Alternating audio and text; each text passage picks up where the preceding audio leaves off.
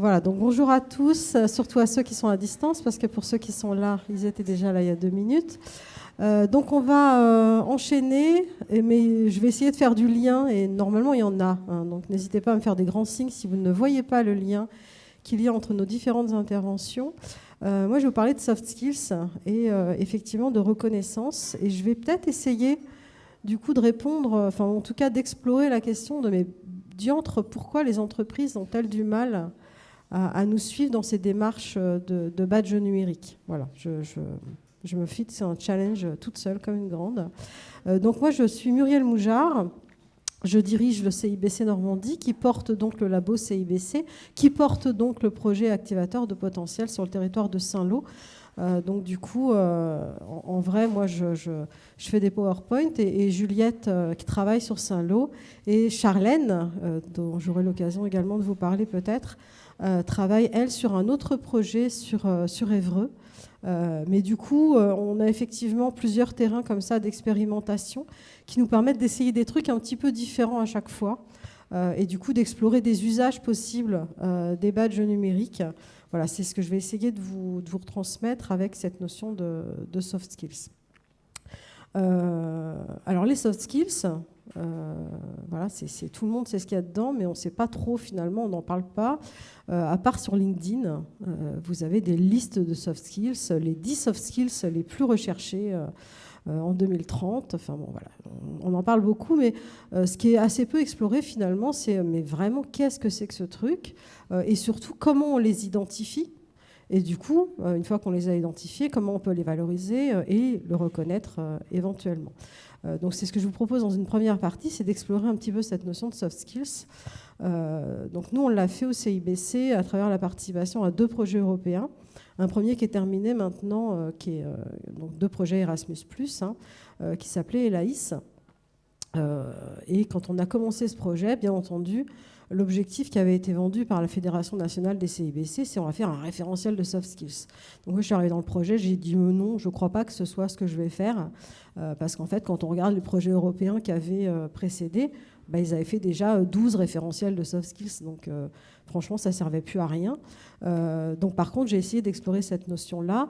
Et puis aujourd'hui, dans un nouveau projet, donc là, cette fois-ci, porté par des partenaires belges, et j'y suis au nom de l'association Reconnaître, sur la notion de SFC, voilà, savoir-faire comportementaux, mais finalement on tourne toujours un petit peu autour des mêmes notions. Alors ce qui est intéressant, c'est que du coup, je ne passe pas à la slide tout de suite, parce que sinon vous allez lire et vous avez pu écouter. Ce qui est intéressant, c'est que moi, pour démarrer ce truc, je suis allée voir les entreprises et je leur ai dit, c'est quoi du coup les soft skills? C'est, enfin voilà, vous connaissez les listes, s'organiser, communiquer, voilà. Et du coup, qu'est-ce qu'il y a derrière? Voilà, c'est là qu'on se rend compte qu'on ne sait pas trop comment on les identifie. Comment vous les identifiez? On parle avec les gens, on entretien de recrutement, voilà, on fait ce qu'on peut. Et voilà, j'en étais là, donc je vous passe les détails. J'en suis arrivée à la conclusion qu'en fait, ça arrangeait bien tout le monde que ce soit un concept hyper flou. Je pense que c'est ça qui est intéressant dans les soft skills, c'est que ce soit flou. Vous vous rappelez, dans l'histoire, on est parti de la qualification. C'était super clair, la qualification. On est passé à la notion de compétence. Et au début, c'était un peu flou, la notion de compétence. Et ça s'est clarifié, parce qu'il y a plein de gens en sciences de gestion, notamment, qui se sont penchés sur cette notion. Et plus ça est... Moi, mon hypothèse, alors je ne suis pas une grande scientifique, mais mon hypothèse, c'est que plus c'était clair, moins ça arrangeait tout le monde. Et du coup, on est passé à la notion de soft skills. Et du coup, on met là-dedans des traits de personnalité, un peu de motivation, moi, ce que j'appellerais personnellement des compétences transversales. Voilà. Alors pourquoi c'est intéressant? Parce que c'est flou. Alors un peu de sociologie, vous n'étiez peut-être pas venu là pour ça, mais voilà. D'un côté, on a ce qui s'appelle la régulation de contrôle. En gros, c'est le travail prescrit. Voilà, vous allez faire comme ci, comme ci, comme ça. Et puis, tout le monde a bien démontré, et même les ouvriers en premier se sont rendus compte qu'on ne pouvait pas bosser comme ça. Et du coup, qu'il fallait se réguler tout seul. Donc, c'est ce qu'on appelle la régulation autonome. C'est-à-dire, face à mon objet de travail, comment je vais me débrouiller pour faire... Effectivement, il y a le prescrit, on m'a dit de faire comme ça, mais en même temps, si je serre le boulon de cette façon-là, je vois bien que ça ne marche pas, donc je vais peut-être faire autrement, et je m'adapte. Et c'est super, c'est ça qu'on veut. Des ouvriers qui s'adaptent. Et du coup, c'est quoi le soft skills? Et pourquoi c'est intéressant que ce soit flou? C'est qu'en fait, voilà, c'est la façon dont je l'ai un peu désigné, c'est que c'est de la régulation conjointe. C'est-à-dire c'est entre les deux. On va se mettre d'accord dans cette situation. Et c'est pour ça que sur Saint-Lô, avec Juliette, on est parti sur des compétences qui sont hyper contextualisées. C'est en situation, on se met d'accord sur la façon dont il faut travailler. On dit le travail en situation. Donc voilà, le travail en équipe, qui est un concept hyper flou sur LinkedIn, devient très concret finalement lorsqu'on est en situation, en contexte, et qu'on se dit ok, comment on va travailler en équipe au sein d'une communauté ou d'un collectif de travail, appelez-le comme vous voulez. Et du coup, le collectif des acteurs doit s'organiser pour définir un petit peu, plus ou moins consciemment, bien entendu, et c'est tout l'intérêt des badges, c'est que là, pour le coup, il faut qu'on mette des critères, il faut qu'on choisisse des éléments de documentation, donc il faut vraiment qu'on caractérise ce que c'est que travailler en équipe ensemble. Donc ils doivent s'organiser et ils doivent aussi s'auto-habiliter. Donc Serge Ravet serait là et dirait, en fait, ce qui prime, c'est la reconnaissance. C'est-à-dire qu'avant même de travailler la compétence soft skills, appelez ça comme vous voulez, il faut déjà qu'on s'auto-habilite, qu'on se dise à soi-même, collectivement et chacun individuellement, qu'on a le droit de parler du travail. Voilà. Alors je ne sais pas vous, mais moi j'aime bien quand les personnes sont en capacité de parler de leur propre travail. À la fois quand ils sont en recherche d'emploi, parce que du coup ils sont capables de parler de ce qu'ils veulent faire, de comment ils veulent le faire, de ce qu'ils sont prêts à accepter, des conditions de travail qui sont recherchées. Et en tant que salarié, voilà, c'est là où on se dit « Oh là là, qu'est-ce qu'il est bien celui-là, il sait vachement s'adapter ». Ça veut dire qu'il sait lire son environnement et qu'il a une réflexion sur son travail. Du coup, bon, je suis désolée, je ne suis pas forcément claire quand je parle. L'idée, c'est d'élaborer quelque chose qui est intersubjectif. Eden a fait une intervention, je crois que c'était lundi, si je ne m'abuse, sur la réflexivité. Donc il a dû en parler bien plus longtemps que moi. Mais la réflexivité, effectivement, elle est présente partout. Et je rejoins ce que disaient Juliette et Pauline tout à l'heure. Souvent, on nous renvoie « Oh là là, mais nos publics ne vont pas réussir à faire ça. Vous vous rendez compte, réfléchir sur le travail, mais qu'est-ce que vous allez leur demander là ?» Mais en fait, bien entendu qu'on le fait, bien entendu qu'ils le font, tout le monde le fait. Et pas seulement sur le travail. En activité, je suis bien obligée, pour agir, d'avoir une réflexion sur ce que je suis en train de faire. Par contre, cette réflexion, elle n'est pas forcément écrite, elle n'est pas forcément pensée si consciemment que ça, mais n'empêche que c'est voilà, ce que j'appelle une fonction humaine, c'est-à-dire que pour avoir un rapport pratique à l'objet que je suis en train de manipuler, il faut bien que je réfléchisse et que je m'ajuste en situation. Ce qu'on va introduire avec les badges numériques, pas avec les badges numériques, le badge numérique c'est qu'un outil, je veux dire, voilà, ça sert à rien, c'est comme un marteau, voilà, ça dépend de l'usage qu'on en fait. Ce qu'on va demander, c'est la réflexivité, c'est-à-dire de dire ok, mais pensons ce travail, mettons des mots dessus. Donc nous on aime bien parler d'émancipation, voilà, notamment d'émancipation par rapport à l'immédiat. Voilà, je suis un peu des fois la tête dans le guidon et voilà, là je vais prendre un peu de recul, un peu à la façon dont on peut le faire dans un système d'AFEST, par exemple, formation en situation de travail. Je me forme et puis je recule 2 minutes et je dis ok, pourquoi j'ai travaillé comme ça et pourquoi pas autrement, etc. On peut aller jusqu'à l'analyse critique et c'est là où on commence à se rendre compte que peut-être ça peut poser un problème aux entreprises. Voilà. C'est-à-dire on invite les gens déjà à s'émanciper. Vous voyez, on n'est pas loin du gros mot quand même des fois.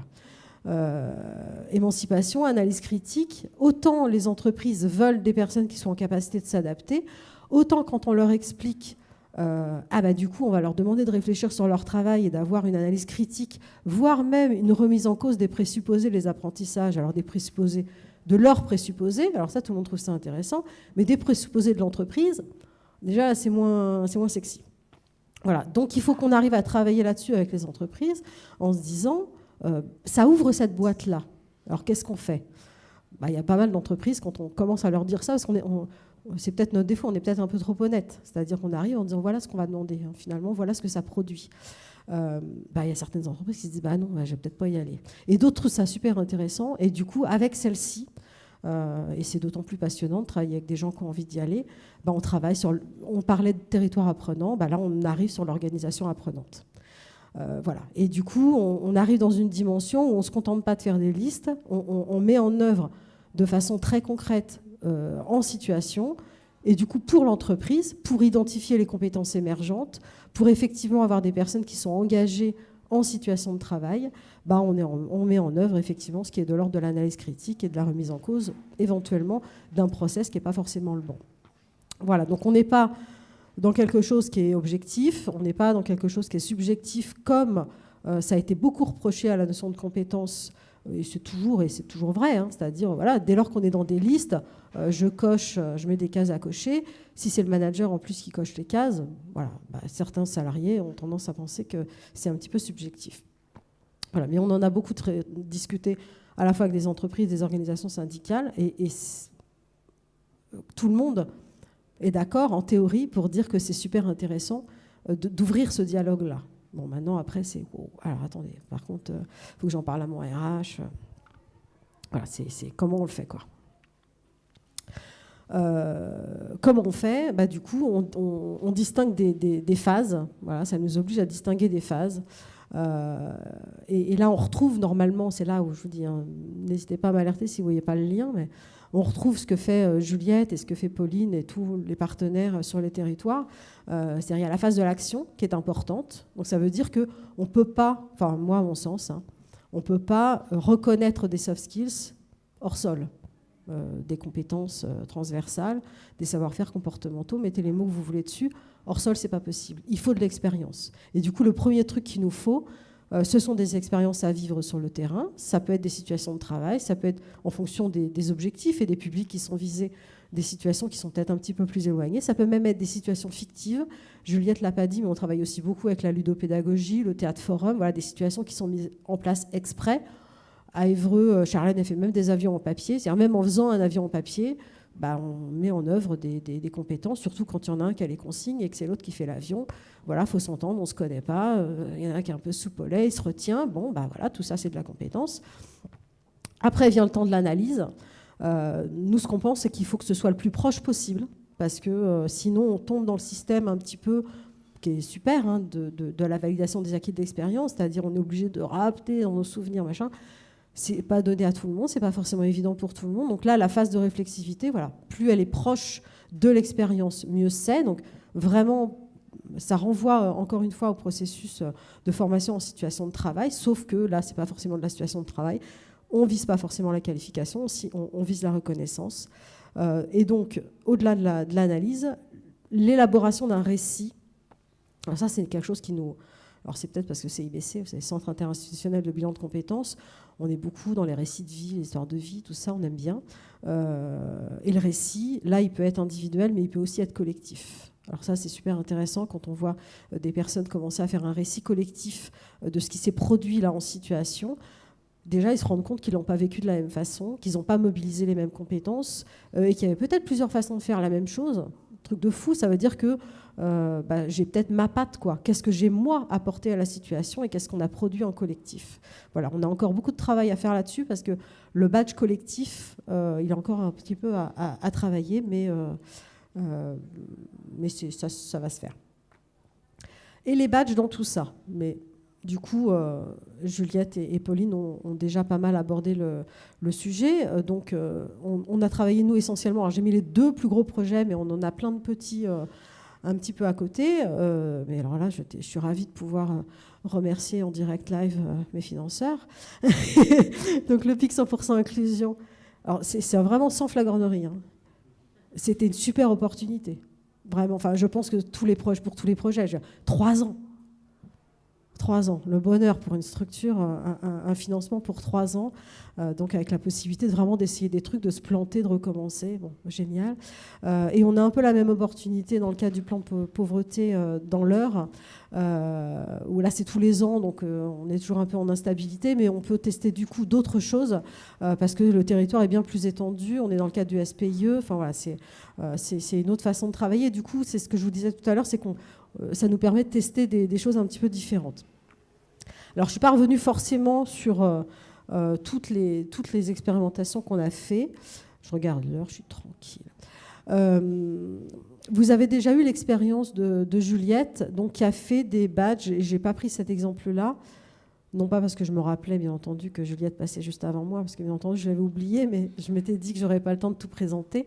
Mais sur Saint-Lô, effectivement, on a fait des badges hyper contextualisés. Donc, Juliette vous a pas montré, mais après, avec ça, elle fait des mini-maps où quand même, pour faire le parcours, on a le choix, du coup, de la situation à vivre. Et du coup, on peut mobiliser tel ou tel badge. Voilà, on n'est pas obligé d'avoir le badge du Théâtre Forum pour remplir ma mini-map. Pour remplir une étape de la minimap, donc du parcours en gros, hein, j'ai plusieurs possibilités sur le territoire. Et du coup, je peux choisir un badge contextualisé en allant ramasser des huîtres. C'est ça qui est sympa à Saint-Lô, c'est que les huîtres sont pas loin. Ou en faisant du théâtre, ou en allant faire un match de foot, ou que sais-je. Voilà. Donc ça, c'est super intéressant. C'est un peu compliqué quand même. Juliette, je pense, ne me démentira pas, parce que ça veut dire qu'il faut aller chercher des situations qui vont voilà, et faire du lien entre des badges qui n'en ont pas forcément au départ. Donc elle fait des comités de la reconnaissance tous les mois où en gros les gens du territoire viennent et disent alors par contre il nous manque un truc là pour faire notre minimap qui mène à l'offre d'emploi qui est proposée dans telle entreprise. On voudrait quelqu'un comme ça. Ok, alors Juliette, elle prend son petit bâton de pèlerin régulièrement pour aller sur le territoire en disant bah, qu'est-ce qu'on pourrait mettre en place comme situation pour essayer de valider la compétence de, je sais pas, rendre la monnaie, je crois, il y avait ça. Voilà, alors c'est à la fois un gros travail, mais c'est cool. Et à la fois, c'est le territoire qui construit les mini-maps, quoi. Donc ça, c'est super intéressant. Et c'est finalement, vous voyez, l'idée du référentiel. Bah là, le référentiel, il émane du terrain. Il émane pas ni de LinkedIn, ni de trois personnes intelligentes au niveau régional ou national qui ont dit bah, tiens, qu'est-ce qu'il faudrait pour rendre la monnaie chez Auchan, quoi. Non, c'est les personnes du terrain qui disent bah, voilà ce qu'il nous faut, nous, comme compétences. Qu'est-ce qu'on pourrait avoir comme situation bah, en fait, on pourrait imaginer, je connais à la boulangerie du coin, il se passe ça, ok. Enfin, voilà, c'est vraiment sur le territoire que ça se passe. Et tout l'intérêt, je suis dans la flagornerie totale aujourd'hui, mais c'est sincère, hein, vous me savez. Hein. Tout l'intérêt des badges de la région, c'est ça, c'est de pouvoir prendre les badges du terrain et de faire du lien, c'est-à-dire le référentiel, il vient après. Et ça, c'est voilà, on a assez prôné ce truc-là et le conseil régional nous a écoutés, c'est trop bien. On n'était pas les seuls, c'est pour ça. Tout Bajon, la Normandie s'y est mis, mais ça, c'était vraiment un résultat super important pour nous, c'est-à-dire la seule façon qu'on puisse continuer sur le terrain à faire des badges multiples, parce que la remarque qu'on a régulièrement, c'est « Oh là là, mais c'est le bazar votre truc, il y a des badges partout du coup ». À Saint-Lô, il y a 150 badges qui vont... Alors, oui, déjà les micro-compétences, mais alors les micro-compétences dans un contexte particulier. Donc on peut en faire 12 000 comme ça. On dit ouais, tout à fait. C'est compliqué, mais parce qu'en fait, la vie, c'est compliqué. Et les compétences, il y en a partout, effectivement, et c'est très particulier à chaque fois. Et du coup, après, on aligne. Voilà. Et on aligne grâce à des méta-badges, effectivement, au niveau du conseil départemental pour certains, au niveau du conseil régional, et parfois au niveau de secteurs aussi. On aura tout à l'heure une intervention du CORAS, voilà, au niveau des structures d'insertion. Il y a différents niveaux d'alignement. Et là, toute la vigilance qu'on doit avoir, mais là, collectivement, c'est de se dire comment on fait pour pas qu'il y ait de silos. Voilà, et comment on fait pour qu'à chaque fois, ces écosystèmes différents continuent à se parler entre eux et s'articulent entre eux. Voilà. Et en plus, je rajoute une petite couche, parce que c'est pas assez fort, s'articule aussi avec la reconnaissance formelle. Parce que ça, c'est l'idéal. Ça, c'est l'autre intervention de mon autre collègue de lundi. Je vous laisse sur YouTube, n'hésitez pas. Donc, le deuxième façon dont on a fait, donc là, plutôt dans l'heure, parce que c'était plus compliqué, en fait. On s'est dit, waouh, on va pas y arriver. Au niveau du département de l'Eure, plein de territoires, donc découpés en 8 bouts dans le cadre du SPIE, etc., ça va pas être possible. Et on avait moins de temps. Voilà, on n'avait qu'une année. Bon, ça a été renouvelé, tant mieux, mais au départ, on n'avait qu'une année. On a fait, nous, des badges. Voilà, on s'est dit, on va simplifier le truc. On a fait des badges hyper transverses, des badges...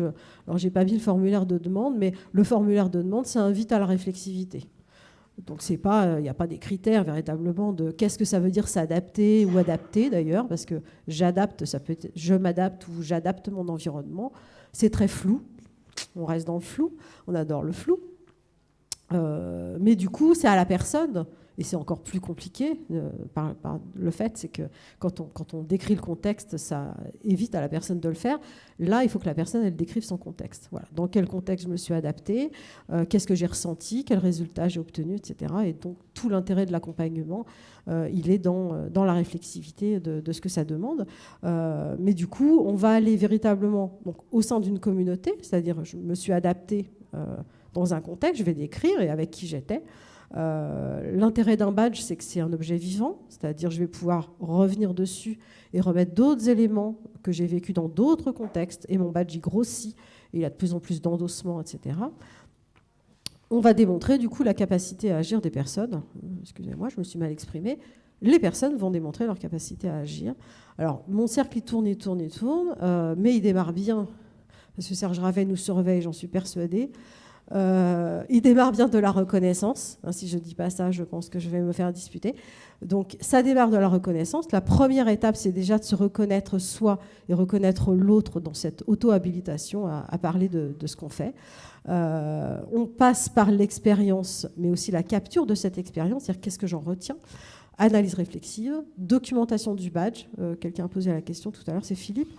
Nous, on travaille beaucoup, notamment dans l'heure, sur la documentation du badge. Alors, on les accompagne. On a même fait un petit jeu de cartes pour essayer de poser bien toutes les questions. Et juste après l'expérience, ils peuvent jouer aux cartes. Bon, c'est pas un jeu de cartes super funny, hein, parce que quand même, c'est un peu du QCP, vous savez, le truc, combien, machin. Essayer d'accompagner la réflexivité de façon à ce qu'ils puissent documenter leur badge. Et ça ne se termine pas là, parce que le badge, pour nous, c'est aussi un outil de dialogue, c'est-à-dire qu'ils vont du coup l'envoyer, là pour le coup, à leur conseillère, l'encadrant technique éventuellement, si c'est une structure d'insertion, et on rentre en dialogue. C'est-à-dire que si la réflexivité, on se dit que la personne, elle aurait pu aller un petit peu plus loin, parce qu'on la connaît, on l'accompagne, et ben on va poser les questions. Alors tu me dis que, mais tu ne m'as pas décrit comment, gna gna gna. Et du coup, on pousse, jusqu'à ce qu'on se dise, bon là je crois que c'est bon, elle a tout donné, on valide le badge. Et on continue à tourner, c'est-à-dire du coup la personne, elle est reconnue dans sa capacité à s'adapter dans tel contexte qu'elle a décrit, etc. Ah, mais regarde, youhou, on peut vivre une autre expérience et du coup décrire un autre contexte et du coup avoir à nouveau une analyse réflexive, etc. Et l'objectif, c'est pas d'avoir 12 000 badges, mais de vraiment centrer sur les badges de compétences transversales, soft skills, tout ce qu'on veut. Un nouveau truc qu'on a envie d'essayer, qui est dans le projet européen dans lequel je viens juste de rentrer, et je rends à César ce qui est à César, à Serge ce qui est à Serge. C'est Serge qui a proposé ça, Serge Ravet, donc président de l'association Reconnaître. Et je trouve ça plutôt intéressant. C'est de dire finalement, est-ce que, alors dans certains projets en tout cas, vraiment, est-ce que ça nous importe de savoir si la personne, elle sait s'organiser, communiquer, là, ou est-ce que ça nous importe simplement de savoir que la personne, elle est en capacité d'avoir cette dimension réflexive sur son activité, sur son travail? Finalement, ce qu'on cherche, est-ce que ce ne serait pas aussi d'identifier déjà tous les efforts qu'ils font, parce que mine de rien, on leur demande pas mal d'efforts, mais ils sont super partants quand même. Enfin, je pense qu'on peut tous en témoigner. Enfin, tous ceux qui ont des exemples de ce type-là, on peut témoigner que les publics sont super contents de le faire, parce que c'est un peu à la façon de la VAE quelque chose d'hyper valorisant. Donc on voit bien l'attente là par rapport à ça. Clairement, si on a des difficultés de temps en temps dans nos projets à faire avancer, c'est pas avec les publics, je dirais pas avec qui, je dirais pas. Et du coup, est-ce que c'est pas ça qu'on a envie d'identifier chez les personnes? C'est cette capacité à s'engager dans ce processus-là et cette capacité à faire cette analyse réflexive. Et finalement, du coup, à avoir un rapport au travail qui est un petit peu différent. Donc, du coup, on va essayer de tester ce que Serge a appelé la matrice de maturité, c'est-à-dire, suite à, ça c'est un beau dessin qu'a fait notre partenaire belge, suite quand même à des infos données sur ce que c'est que la reconnaissance, ce que sont, eux, ce qu'ils appellent les savoir-faire comportementaux, ce que sont les open badges, ils appellent ça le badging. Les Belges, ils parlent beaucoup avec des mots bizarres, anglais, moitié.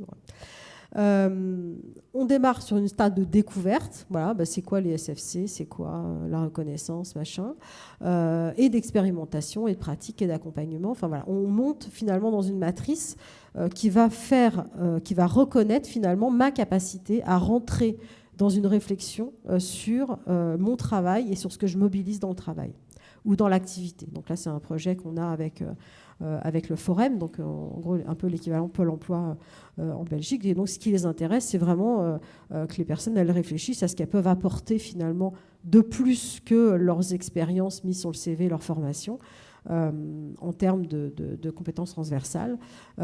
Et du coup, ce qui les intéresse, c'est véritablement de voir quelles sont les personnes qui vont rentrer dans cette démarche-là et qui vont être en capacité de mener ça tout au long du truc. Voilà, je trouve ça intéressant. Pourquoi ? Parce que, alors nous, ça c'est notre slide préféré au CIBC. Normalement, si vous nous suivez sur les réseaux, vous avez vu ce slide au moins 100 000 fois. Mais on y tient parce que, quand même, ce autour de quoi on tourne depuis un certain temps et que je pense qu'on n'a pas fini de tourner, c'est comment diantre on peut engager les personnes. Pourquoi et sur quel levier, sur quel bouton il faut appuyer pour que les personnes s'engagent, qui dans un processus de formation, qui dans une recherche d'emploi, dans un projet de vie. Nous, dans l'Eure, on accompagne essentiellement des allocataires du RSA, plutôt les plus éloignés de l'emploi, parce que les autres sont envoyés directement vers Pôle emploi. Effectivement, nos consultants, ils sont là. Bon, comment je fais quoi ? Je lui dis de faire une enquête pro, il n'y va pas. Voilà. Donc finalement, ce qu'on veut, c'est pas tellement identifier, mais je pense que c'est le cas aussi pour les entreprises. Enfin, moi, en tant qu'entreprise, parce qu'on est aussi des entreprises, c'est ce qui m'intéresse de savoir, c'est que la personne, elle a envie de s'engager. Peu importe en quoi elle s'engage finalement, hein, du moment que c'est dans mes locaux. Mais du coup, pour ça, il faut quoi ? Il faut un sentiment de compétence, c'est-à-dire qu'il faut que je sois capable, que je me sente capable de le faire. C'est-à-dire si je ne me sens pas capable, même pas, je vais y aller. Vous savez, c'est le truc, je donne l'exemple souvent, nous on a plein de jeux et il y en a un, on travaille sur le repas pour s'entraîner à travailler ensemble sur des fausses situations finalement. Il y a des personnes, dès qu'on leur dit 3 chiffres, ils disent « Oh là, attendez, je suis nul en maths ». Ok, donc même pas ils essayent quoi. Même pas ils essayent, alors que ça peut être une situation. Donc ok, on travaille là-dessus, on leur explique ce que c'est qu'une pensée automatique. Finalement si je compte sur mes doigts et que je demande de l'aide éventuellement, ou que je pose je sais encore faire une addition. Bon, ok. Donc, mais ils n'essayent pas sinon. Voilà. Donc développer ce sentiment de compétence, alors ça les badges c'est super. On met des traces, on dit hop, voilà. Non seulement on met des traces, mais en plus ils ont trouvé eux-mêmes les mots pour dire qu'ils sont compétents. La deuxième chose, et qui nous vient moins facilement en tête, c'est le sentiment de contrôle. C'est-à-dire que même si je me sens compétent, je ne vais pas y aller si j'ai l'impression que ça va servir à rien. Et alors ça, toutes les structures le vivent et tous les consultants le vivent. C'est genre, oh regardez, il y a une réunion à Pôle emploi sur tel dispositif. Non mais laissez tomber, de toute façon je ne vais pas être pris, quoi. Même pas la peine que j'y aille. Ou alors ils ne nous le disent pas, mais ils n'y vont pas.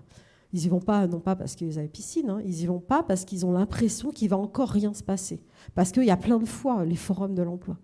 Le nombre de personnes qui ne veulent plus aller sur les forums de l'emploi. De toute façon, j'y vais, mais en fait, il ne se passe rien. Alors, il ne se passe rien parce qu'ils tournent, hein, je veux dire, sans aller parler aux gens, forcément. Donc, comment je fais pour contrôler ça ? Comment je fais, mais voilà, en tant que personne, en tant qu'individu, pour avoir un contrôle, finalement, sur mon environnement ? Voilà, qu'est-ce que je dois faire ? Nous, en tant que professionnels, ce qu'on doit faire, c'est que quand ils font quelque chose, il faut qu'il se passe quelque chose. Il faut qu'on tienne parole. C'est facile à dire comme ça, et pourtant, c'est ce que disait Juliette tout à l'heure, c'est-à-dire, aujourd'hui, les entreprises, ce qu'on leur demande, nous, du coup, avec ces parcours de badge, c'est de dire, alors par contre, monsieur, madame, quand y a la personne qui va arriver avec les 3 badges que vous avez demandés, alors on ne vous demande pas de lui faire un CDI, hein, mais recevez-le en entretien de recrutement. Parce que, mine de rien, lui, il a fait le job, quoi. Ah, ok. Bon, des fois, c'est pas... Alors, c'est tant mieux, hein, du coup, ça permet de remettre le truc sur le tapis et de dire, alors, du coup, ça veut dire quoi ? Ça veut dire quoi quand vous dites, oh là là, nous, on est prêts à tout, envoyez-nous des personnes motivées et puis ça va bien se passer. Ok, du coup, on va travailler le truc. Du coup, il se passe quelque chose, quoi, à la fin.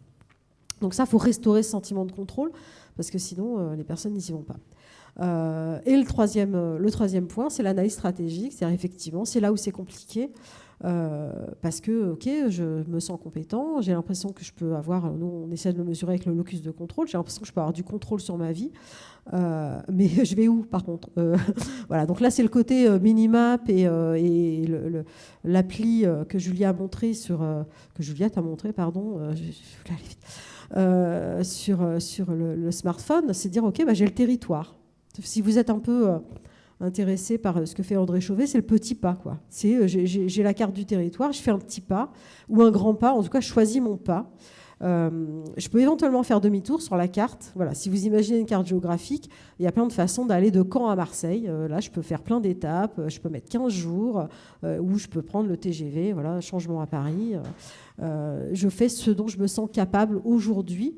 Le principal, c'est que je bouge sur la carte, en fait. Parce que même si à Paris, je me dis « Oh là là, mon Dieu, finalement, Marseille, c'est vachement trop loin. Je vais faire demi-tour. » Eh bien, n'empêche que j'aurais vu Paris. Bon, pas grand-chose. J'aurais peut-être vu Saint-Lazare.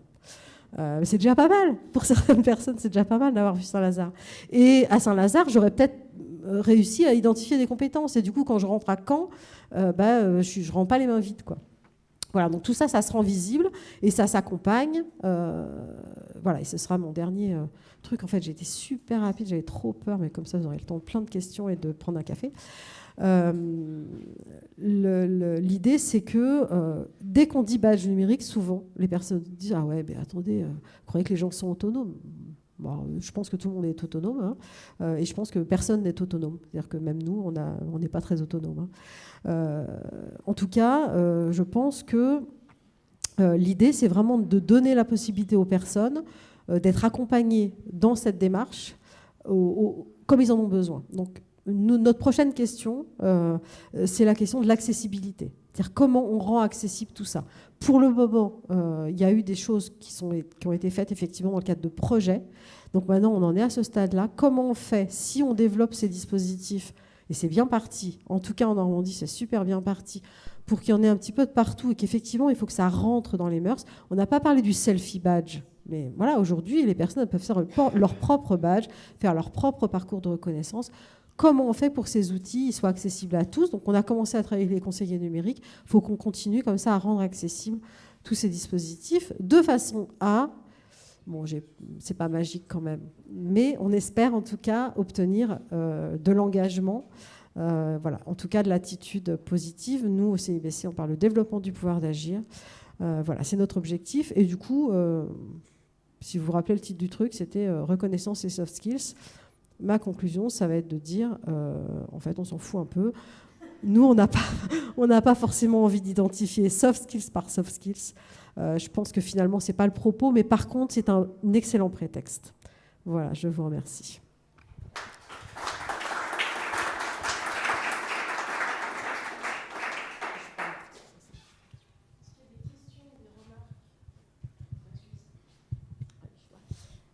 Oui, j'aimerais bien savoir quel choix vous avez fait au CIBC quant à l'articulation de la temporalité des badges et de la contextualisation de la compétence qu'il reconnaît. Enfin, ce que vous avez...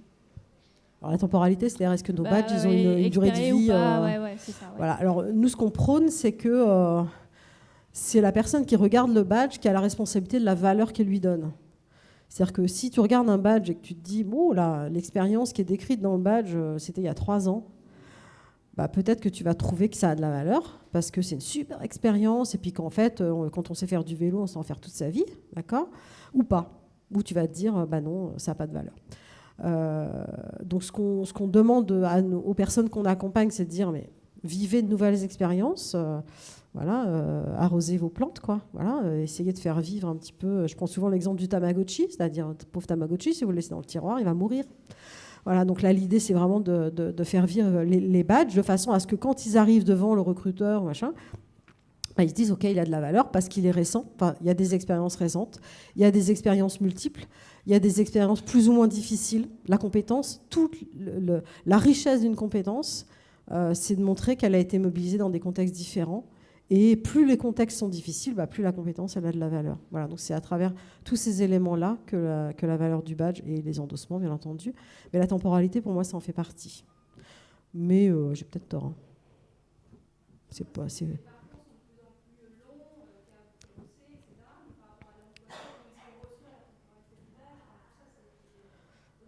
Alors c'est trop tôt pour le dire, mais sincèrement, du coup, moi, la seule façon que j'ai à répondre, c'est de me mettre dans la peau d'un employeur. Sincèrement, moi, déjà, quand je vois des personnes arriver et qu'ils ont travaillé sur... Pardon. Et qu'ils ont travaillé sur une façon différente de présenter leurs compétences, et déjà qu'ils ont fait l'effort de se dire qu'ils me parlaient à moi déjà, je suis super contente. Donc, si tu veux, la temporalité, elle n'est pas... je pense que c'est surtout ça qu'il faut qu'on arrive à démontrer, c'est que les personnes, elles ont mobilisé des outils, qu'il y a un vrai effort de dialogue entre ce que je suis et ce que tu proposes, toi, en tant qu'employeur. Voilà, c'est ma réponse.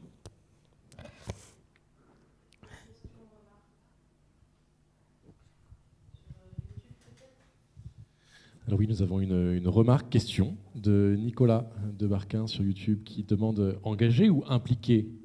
Point d'interrogation. Il explique qu'il doit souvent à son niveau recadrer son discours parce que les gens pensent que engagé égale emploi. Donc je répète la question, engagé ou impliqué ? Ah oui, alors moi je suis sur la notion d'engagement au sens... oui, je comprends chez les personnes... Je n'avais pas capté ça, monsieur... j'avais pas capté, Nicolas, cette difficulté effectivement de passer... non, effectivement, c'est pas engagement au sens ça y est, je suis engagée, j'ai un contrat de travail. C'est l'engagement au sens de... j'ai envie de raconter une belle histoire qu'on a vécue ensemble, Eden, aux Assises de l'orientation. Ça remonte un petit peu au niveau de la région Normandie, où on avait travaillé avec des jeunes missions locales sur un référentiel, enfin la commande, ça avait été fait travailler les jeunes sur le référentiel des compétences à s'orienter. Et nous, forcément, on n'avait pas trouvé ça drôle du tout. Et du coup, on a demandé aux jeunes de produire le référentiel de compétences à s'orienter. Donc, bien entendu, ils ne le connaissaient pas par cœur, donc ils sont un peu partis de rien. Et c'était super passionnant parce qu'en fait, ils ont inventé un truc qui était pas si loin que du référentiel de Pôle emploi, mais il y avait par exemple le sens de l'humour. Je ne comprends pas pourquoi il n'y a pas ça chez Pôle emploi. Et il y avait un truc super beau, qui était maître de soi. Je trouvais ça trop beau. Maître, M-E-T-R-E. Et dans la salle, alors j'ai pas pris le micro, je crois que c'est Eden qui m'a retenu, il y a quelqu'un, je ne sais plus qui il était, qui a dit « Vous avez fait une faute d'orthographe. Vous avez dû vouloir dire être maître de soi, M-A-I-T-R-E. » Et forcément, le jeune s'est un peu décontenancé, a dit « Ah bah oui, peut-être. » Enfin bref, il n'a pas défendu son truc. Et j'étais là. Et non, c'était parce que c'était une super histoire, donc du coup, c'est le jingle. Je vous en prie, non, ça ponctue bien mon propos. Donc le jeune, les jeunes s'étaient pas plantés, quoi. Ils voulaient vraiment dire, l'important c'est de mettre de soi dans la situation, et c'était trop beau. Et voilà, nous on avait trouvé ça trop dommage qu'il y ait quelqu'un qui puisse penser qu'il s'était trompé et que l'intérêt c'était d'admettre de soi au travail. Enfin, voilà, comme si on était des excités, c'est pas vrai. Voilà. Merci Nicolas de...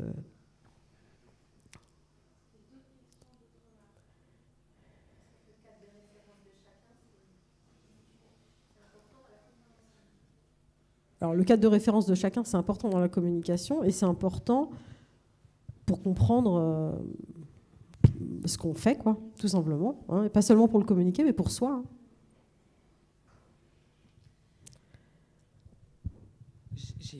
Merci beaucoup. J'ai une question qui fait écho à des réflexions qu'on a sur...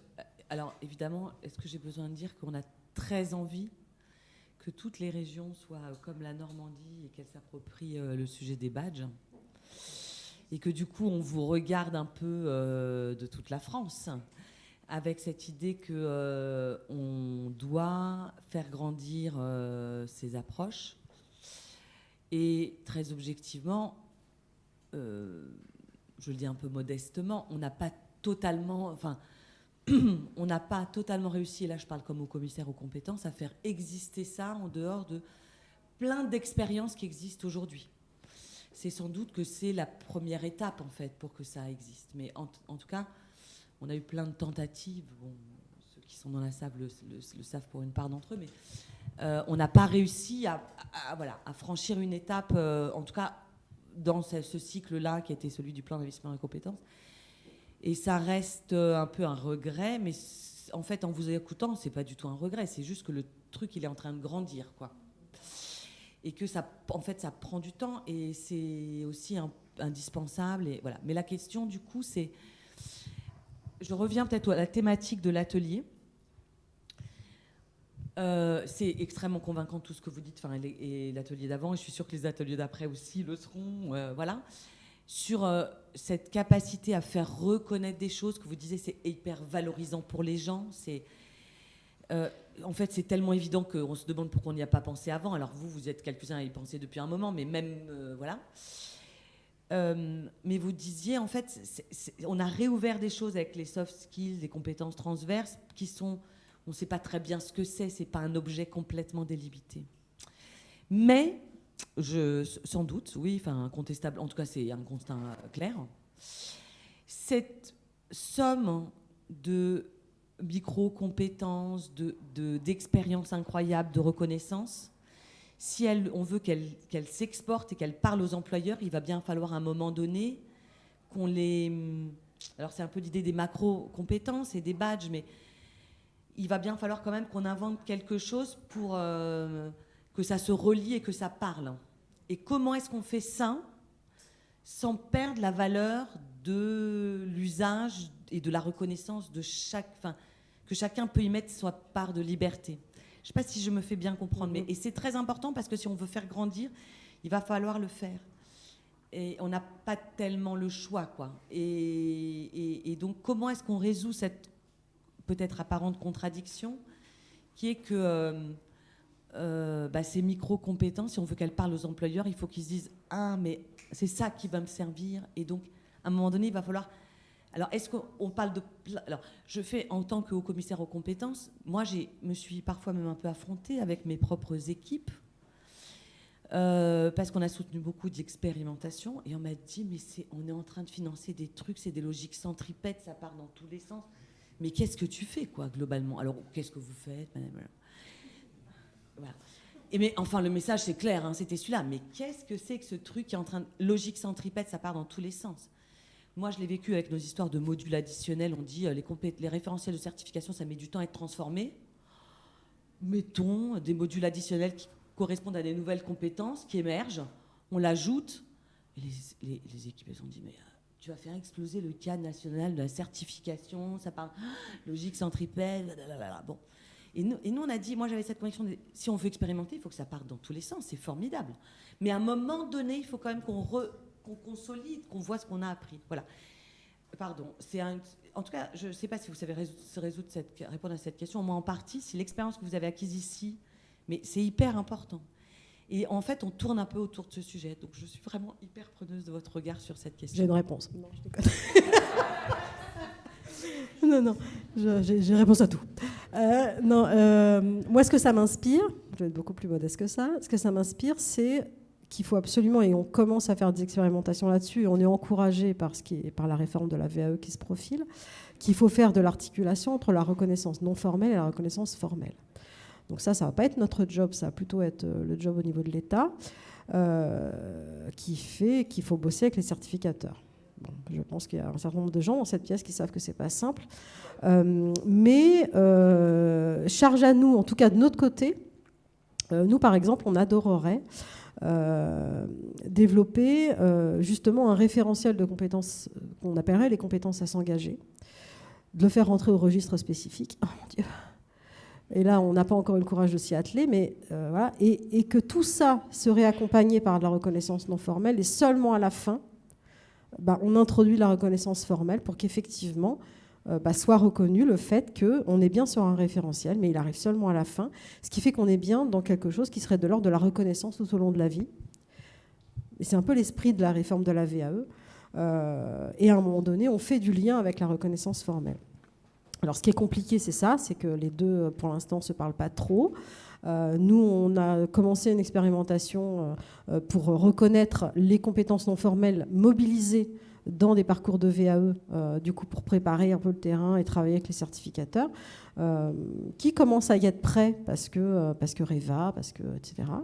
Donc ça c'est intéressant, mais on n'est pas sorti des ronces parce que c'est effectivement assez complexe. Mais ça c'est une première réponse, et j'ai envie de répondre à votre début d'intervention parce que vu que j'ai pas mal fait de flagornerie, je vais quand même essayer de tempérer un petit peu.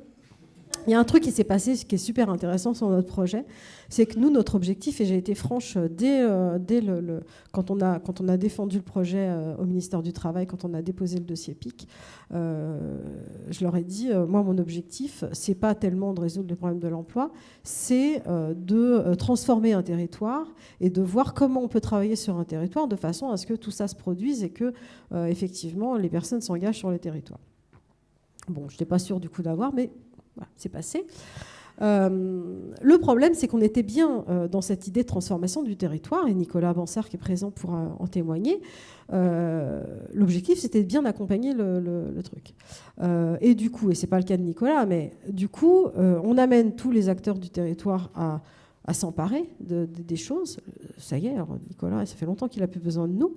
Le conseil départemental de la Manche et plein d'autres structures. Et du coup, nous, on pense vraiment qu'on a fait le job. C'est-à-dire, on peut partir de Saint-Lô. Là, ça y est, Juliette, elle y est quasiment plus. On est à 6 mois, on commence à faire le bilan. Voilà, qui est un peu compliqué. Et le bilan qualitatif aussi, qui nous tient à cœur. Mais on se rend compte de quoi? On n'a pas fait nos intégrations, Mme Seller, je ne vous le cache pas. Parce qu'en fait, les acteurs, ils ont tellement plus besoin de nous qu'ils ne rentrent plus les données dans le tableau. Parce qu'en fait, maintenant, ils font tout seuls. Ils font tout seuls. Et du coup, là, il y a mais c'est le paradoxe, j'imagine, de tous les projets comme ça. C'est-à-dire, notre objectif, c'était pas de rentrer des personnes dans un dispositif avec un parcours, la personne elle rentre, puis elle sort, etc. C'était vraiment d'avoir une action, d'outiller quelque chose. Et on a super bien réussi.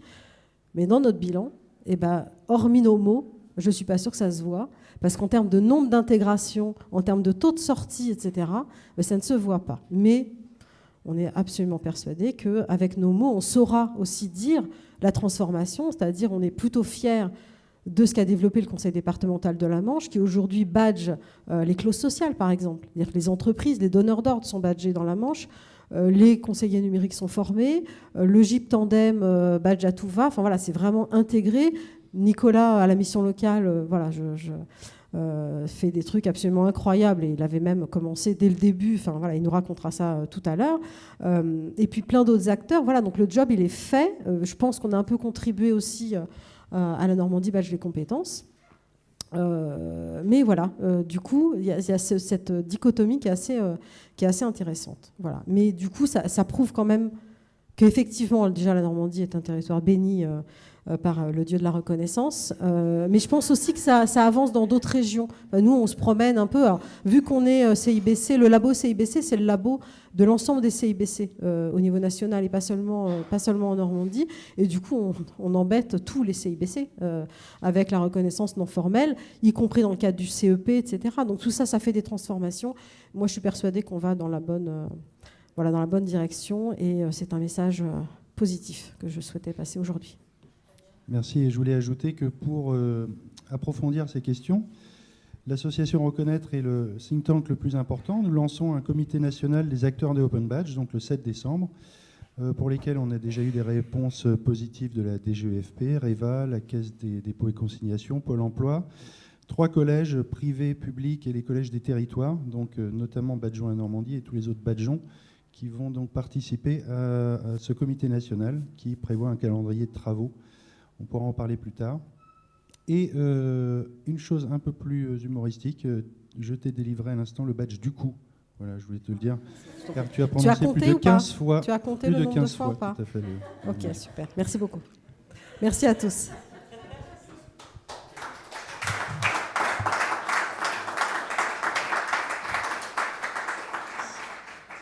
Non, c'est pas une question, c'est juste pour compléter tes propos. Donc Nicolas Bansard, je suis le directeur de la mission locale de Saint-Lô-Carentan, dans la Manche. Par rapport à ce que vous disiez, moi je voudrais vous rassurer par rapport aux entreprises. Aujourd'hui, on vit une révolution du recrutement dans les entreprises. C'est-à-dire que les entreprises sont tellement acculées par la difficulté à recruter qu'elles sont tout à fait en capacité aujourd'hui d'entendre un éclatement des référentiels. On était hier soir sur une conférence dans le cadre de la semaine Badger les compétences où on a réuni un certain nombre d'entreprises du territoire pour présenter justement la démarche. Et c'est ce qu'elles nous ont dit. Ça ne nous fait pas peur aujourd'hui d'avoir plusieurs systèmes de reconnaissance, que c'est la question à émerger. Il y avait aussi la CCI, le groupe FIM qui était là, qui badge aussi. Il y avait d'autres réseaux du département qui badgeaient, le département était là. Et les entreprises nous disent de toute façon aujourd'hui, on est obligé d'éclater les référentiels. C'est-à-dire que si on tient compte des référentiels, diplômes, certifications, on ne trouve personne. Donc aujourd'hui, au contraire, amenez-nous de l'outillage. On dit, et ça c'est pas moi qui le dis, c'est les entreprises elles-mêmes, on dit qu'on recherche des savoir-être, sauf que la notion de savoir-être dans le processus de recrutement, on ne sait pas faire. En fait, on a du mal à faire. Le repérage des compétences comportementales, des savoir-être aujourd'hui, on dit qu'on cherche ces données-là, sauf qu'en fait, très peu d'entreprises sont formées, acculturées à la détection des savoir-être, à la reconnaissance des savoir-être, à la valorisation des savoir-être dans le processus de recrutement. Donc tout process nouveau qu'on va leur apporter, même s'il est multiple, même s'il y en a plusieurs, elles sont preneuses. Après, c'est très darwinien tout ça. De toute façon, resteront les systèmes qui sont les plus efficaces. Là où les entreprises, par contre, nous disent, c'est attention, on n'a pas le temps de se former à des outils trop techniques, trop complexes. Il faut que vous nous ameniez de l'outillage qu'on est capable de mobiliser assez rapidement, même s'il faut se former. Je pense qu'on a tous, et on en est tous convaincus, un gros boulot à faire sur les territoires. C'est plus que de l'acculturation, c'est de formation RH des entreprises pour recruter, je dirais pas seulement avec les badges, mais pour recruter avec les soft skills, avec les savoir-être. Moi, je pense que là, c'est un enjeu aujourd'hui de nos structures. Il est stratégique, enfin, Muriel le dit très très bien, et c'est vers ça qu'on va, et le badge est sans doute un des meilleurs outils aujourd'hui pour outiller un nouveau logiciel de recrutement. Voilà. Mais en tout cas, moi, je voulais vous rassurer parce que les entreprises, elles ont la volonté, elles sont prêtes à expérimenter des voies nouvelles, même si au départ elles sont multiples. On sait de toute façon par expérience, enfin toi encore plus que moi, que de toute façon les voies multiples, elles finissent tous par converger inévitablement, et je pense que ce qu'a construit la région, c'en est un très bon exemple de convergence justement, d'écosystèmes éclatés qui finalement arrivent à se rejoindre sur un même chemin. Et pour les entreprises, moi je pense, parce que on en a parlé hier et je les ai présentés, elles ont pris les badges de la région comme, je dirais, un horizon. Voilà. Et c'est ce qu'on voulait construire ensemble, enfin, il me semble, et c'est ce que vous vouliez construire.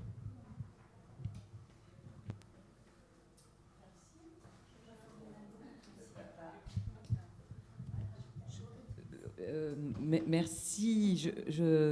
En fait, je pense qu'on dit exactement la même chose, et je sais pas si c'est... Enfin, en tout cas, ce qui est sûr, c'est que qu'on vit tous est assez rassurant. C'est-à-dire que, enfin, en tout cas, j'espère que c'est durable, parce que c'est quand même très lié au contexte économique, et on va quand même aussi espérer collectivement de ne pas avoir un retournement de conjoncture dans une situation où tout ça n'est pas complètement acquis complètement.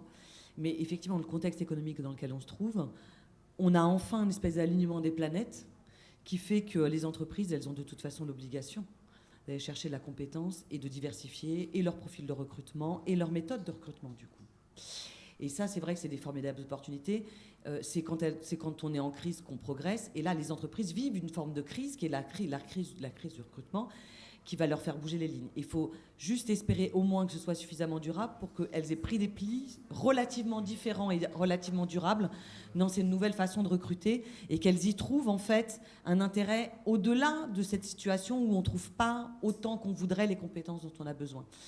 Parce que moi je suis persuadée, mais comme je pense un peu vous tous, des profils différents qui ont parfois été un peu plus cabossés ou qui ont acquis ces capacités un peu de réflexivité, de prendre de recul par rapport à ce qu'ils savent et ce qu'ils ne savent pas, sont des profils qui sont plus intéressants dans les entreprises et qui apportent des choses. Donc, mais vous avez raison. Enfin, je pense que vous avez raison de le dire vraiment. Mais par contre, je pense qu'on dit un peu la même chose, c'est que elles ont, en revanche, elles vont pas. il faut qu'on leur donne des choses un peu faciles, entre guillemets. Et donc, ça renvoie à cette question de... alors, moi, je crois que dans la période dans laquelle on vit, mais comme vous l'avez dit d'ailleurs, quelqu'un qui se pointe avec un badge et qui est capable de le dire et de le décrire par rapport à tous les autres, mais c'est juste magique pour un employeur, c'est de dire « Ah ouais, bon ». Mais si notre truc, il fonctionne et que tout le monde a des badges, la question, c'est qu'à un moment donné, il faudra qu'on comprenne. Non mais bon, alors je sais, on a un peu de marge encore, hein, sans doute. Mais, bon, mais en fait, comment est-ce que... Et je fais écho à une autre question. Dans les projets 100% inclusion, beaucoup des acteurs qu'on a financés ont utilisé les badges. Déjà, comme en fait, souvent en démarrage du parcours, pour montrer aux personnes qu'en fait, elles savent quelque chose. Ça a été très bien dit tout à l'heure, comme première étape pour reprendre confiance. Et nous, on a plein de projets qui nous disent, mais on a inventé nos propres badges sur nos soft skills ou nos compétences transverses, peu importe comment on les appelle, ce qui montre déjà que c'est foisonnant. Et ils disent, mais est-ce que vous ne pouvez pas nous réunir là pour qu'on essaie de travailler un peu sur des référentiels un peu communs? Et c'est ça ma question, c'est est-ce qu'on doit, est-ce qu'on ne doit pas? Et jusqu'où, pour que ça soit compréhensible par tous, ce faisant, on ne va pas normaliser et réduire. Voilà, c'était ça un peu le sens de ma question. Et du coup, les entreprises, elles ont besoin, mais elles ont besoin qu'on leur fasse des choses pas trop compliquées non plus. Donc, est-ce que c'est accepter plein de choses un peu centripètes et chacun va... Et on repose sur l'intelligence de chacun et son accompagnateur, éventuellement, pour dire, pour telle entreprise, tu as plutôt intérêt à présenter tel badge, qui n'est pas trop normalisé. Ou est-ce qu'il faut quand même essayer d'avoir quelque chose qui se ressemble un peu et comment on fait sans perdre le signal initial? Enfin, je sais pas, vous avez compris, le truc... quelque chose qui se ressemble un peu, ça existe déjà, hein, c'est les certifications. Hein. Donc, quand même, de plus en plus, hein, les certifications englobent. Moi, je pense qu'il vaut mieux travailler sur de l'articulation entre les deux, parce que là, on a un outil qui nous permet effectivement de faire de la reconnaissance non formelle et du coup de véritablement parler des situations de travail telles qu'elles se font. Alors, autant sur les compétences techniques, ça n'a pas tellement d'impact parce que le contexte, finalement, n'a pas forcément d'impact sur... j'ai mon maître du temps qui me fait ça, c'est très agréable. Hein. Autant là, sur ces compétences-là, il faut absolument réussir à les contextualiser, sinon ça existe déjà et je pense que dans beaucoup de projets PIC, on est là-dedans, on va aller effectivement dire toi tu t'es organisé, machin, mais sans contextualisation. Mais finalement, ça ne nous apprend pas grand-chose des personnes et surtout les personnes n'apprennent pas grand-chose d'elles-mêmes sur la façon dont elles s'organisent parce qu'elles ne peuvent avoir cette réflexion que en contexte. Donc, voilà, nous c'est un sujet, mais c'est un sujet aussi qu'on avait pour cette réflexion sur les badges. Moi, j'ai dit à Serge Ravet, au niveau du comité là, qui est mis en place avec le think tank le plus important, ce qu'il faut qu'on défende, c'est pas les badges numériques, c'est la reconnaissance non formelle. Encore une fois, le badge numérique, ce n'est qu'un outil. Et du coup, si on en fait des référentiels, c'est de la reconnaissance formelle. Par contre, pensons l'articulation. Alors là, on en est vraiment là. Comment on fait pour qu'effectivement les personnes, grâce à leur parcours de reconnaissance non formelle, atteignent, parce que même elles le souhaitent, quelque chose qui est de l'ordre de la certification, qui soit reconnu par l'État ou par n'importe quelle autre institution, mais qui a de la valeur à leurs yeux et qui effectivement fasse alignement. Mais pour moi, c'est un aboutissement. Il ne faut pas partir de ça. Sinon, tout ce qu'on aura fait, là, ça aura servi à pas grand-chose. Et là, on fait ça. Ouais, il va falloir qu'on... Là, faut ça qu'on devient libère la dangereux place pour aux ma collègues. vie. Je vais arrêter là. Merci à tous.